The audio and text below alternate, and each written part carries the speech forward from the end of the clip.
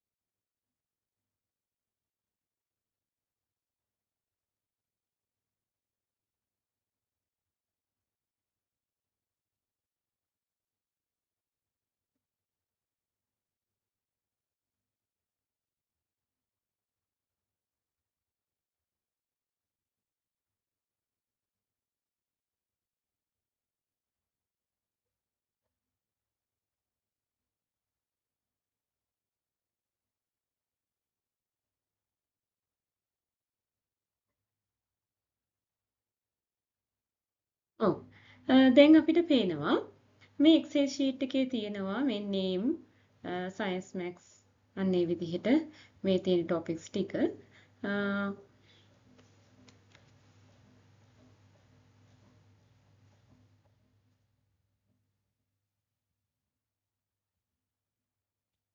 ළමයින්ගේ නම් මම subjects දෙකයි අරන් තියෙන ඕනම තරම් subject ප්‍රමාණයක් ගන්න පුළුවන්.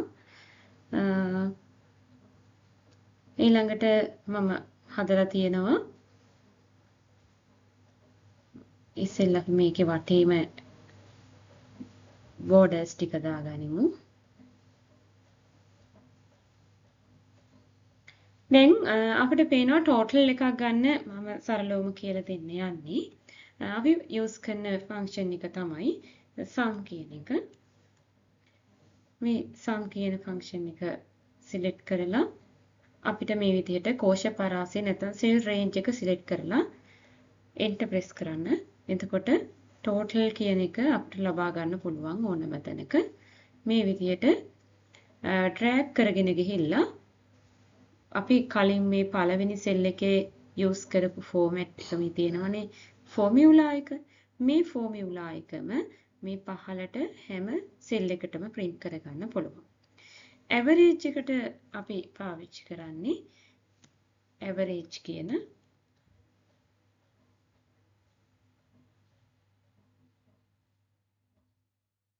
මෙන්න මේ විදිහට මේ function එක select කරලා අපට පුළුවන් කෝෂ පරාසය cell range එක දීලා enter press කරන්න. average එක මෙන්න මේ වගේ හම්බ වෙනවා. අපිට පුළුවන් fill handle එක කියලා මේ කොටුවක් මේ තියෙන එකතු කිරීම ලකුණක් වගේ. මේකට අපි fill handle එක කියලා කියනවා. fill handle එකෙන් මේ විදිහට පහළට drag කරගෙන ගියාම අපිට මේ formula එක පහළට copy කරගන්න පුළුවන්.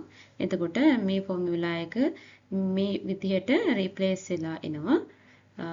මේකට අපි කියනවා සාපේක්ෂ කෝෂ න්‍යාය කියලාත්. ඊළඟට අපි place එක කොහොමද හදාගන්නේ බලමු. ඔව් place එකට කලින් අපි max min දෙක බලලා ඉමු. ඒ කියන්නේ වැඩිම ලකුණ සහ අඩුම ලකුණ. අපි වැඩිම ලකුණ ඉස්සෙල්ලා බැලුවොත් සමාන ලකුණ දාලා වැඩිම ලකුණ maximum මේකට max කියන ෆෝමියුලා එක තමයි අපි use කරන්නේ.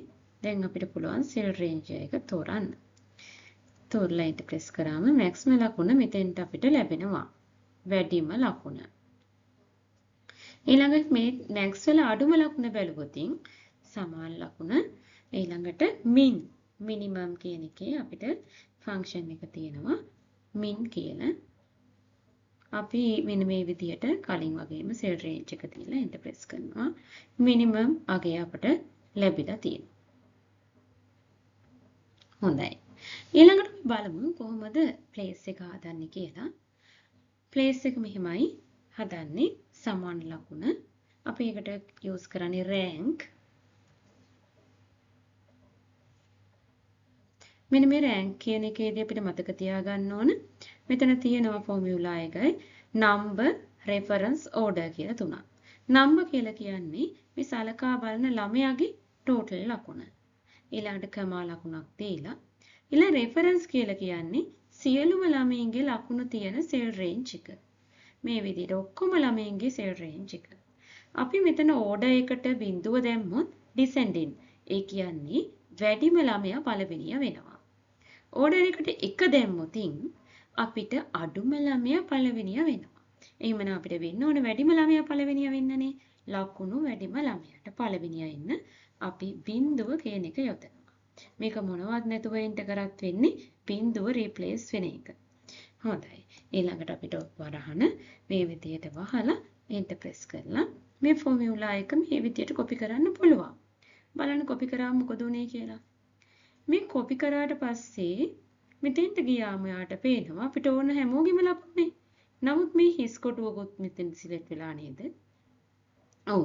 අන්න මේ අපි මේ කෝෂ භාවිතා කිරීමේදී හොඳට මතක තියාගන්න ඕන cell ranges යොදලා මේ විදිහට අපි ෆන්ක්ෂන් එකක් ලිව්වාම මේ ෆන්ක්ෂන් එක fill handle එක use කරලා අපි අනිත් සෙල් වලට පිටපත් කරද්දී සාපේක්ෂ කෝෂ න්‍යාය ක්‍රියාත්මක වෙනවා. ඒ කියන්නේ මේ සිලෙක්ට් කරපු එකේ සාපේක්ෂව යටින් සිලෙක්ට් කරගෙන යන්නේ. අපිට එහෙම නොවේ. නවත්තන්න ඕන. ඒ කියන්නේ මේ සෙල් රේන්ජ් එකෙන් එළියට යන්න හොඳ නැහැ. අපිට ඕන මේ ළමයි 4 දෙනාගෙම මුල් ලකුණු තියෙන ටික සම්පූර්ණයෙන්ම වෙනස් නොවි තියෙන්න. එහෙනම් අපි මෙතෙන්දී ඩොලර් මාක් යෙදීම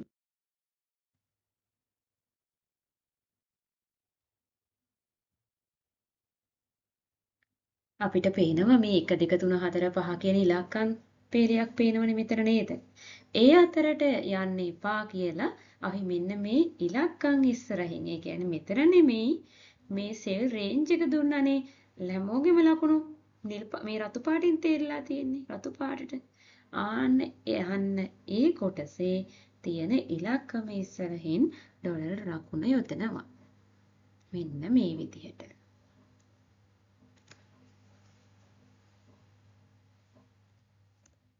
දැන් අපි මේ ෆෝමියුලා එක මේ විදිහට ඩ්‍රැග් කරගෙන පල්ලෙහාට යමු. මොකද උනේ? ඔව්. දැන් අපිට මේව සිලෙක්ට් කරලා බැලුවාම පේනවා අර රතු පාටින් අපි සිලෙක්ට් කරපු ළමයි හැමෝගෙම ටෝටල් තියෙන සෙල් රේන්ජ් එක වෙනස් වෙන්නේ නැතුව ඒ විදිහටම තියෙනවා. ඉතින් අන්න ඒ වගේ පොඩි පොඩි කරුණු ගැන හොඳ අවධානයෙන් අපට පුළුවන් ළමයින්ට මේකේ ප්ලේස් එක හදන්න මේ Excel sheet එකක් use කරන්න. ඒ වගේම තමයි මම ඔයගලන්ට කියලා දෙන්නම් දැන් ළමයාගේ වෙනියයි නමයි දෙක එකට අපට අවශ්‍ය නම් පාවිච්චි කරන්න පුළුවන් concatenate කියලා tool එකක් function එකක් තියෙනවා.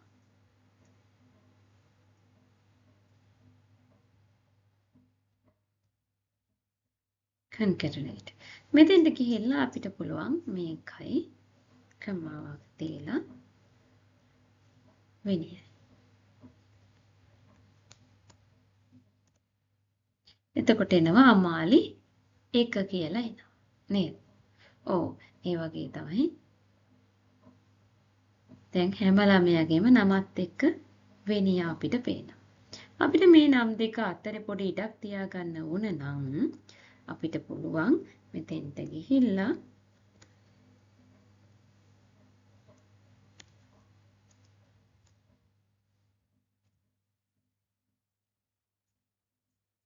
මේ විදිහට ලියන්න.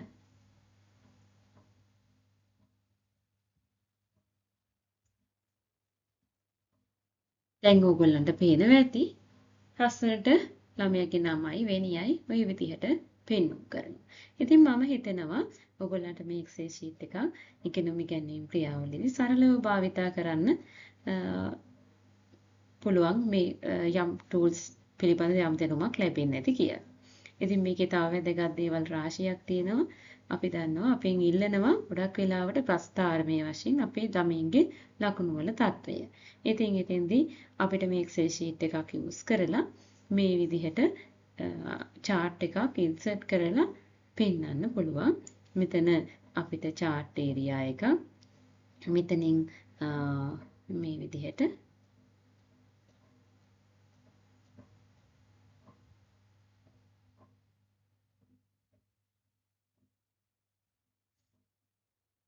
මෙන්න මේ වගේ අපිට මේ chart නිර්මාණය කරගන්න පුළුවන්. ඉතින් මම හිතනවා මේ කොටස වැදගත් වෙන්න ඇති කියලා.